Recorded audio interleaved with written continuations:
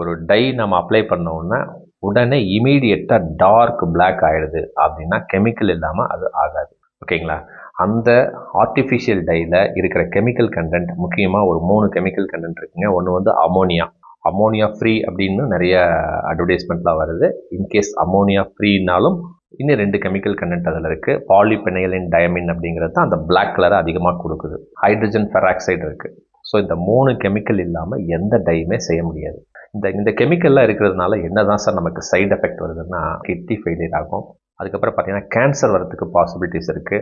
அதே மாதிரி skin allergical issue, eyesight issue problem வரும், ப்ரீத்திங் இஷ்யூ வரும். ஸோ இவ்வளோ ட்ராபேக் வந்து இந்த ஆர்டிஃபிஷியல் டை அந்த கெமிக்கல் யூஸ் பண்ணுறதுனால நமக்கு ஏற்படுதுங்கிறது தான் 100% உண்மை. ஸோ இது எல்லாமே பார்த்தீங்கன்னா பிளாக் கலரை டக்குன்னு கொடுத்துருது, ஆனால் சைடு எஃபெக்டை வச்சு செய்யும். ஸோ இதுக்கு ஏதாவது சொல்யூஷன் இருக்கா? நம்ம முன்னோர்கள் சொன்ன வழிமுறைகள் 4 வழிமுறைகள் சொல்கிறேன். எது உங்களுக்கு கன்வீனியண்ட்டாக இருக்கா சிறப்பாக பயன்படுத்துங்க.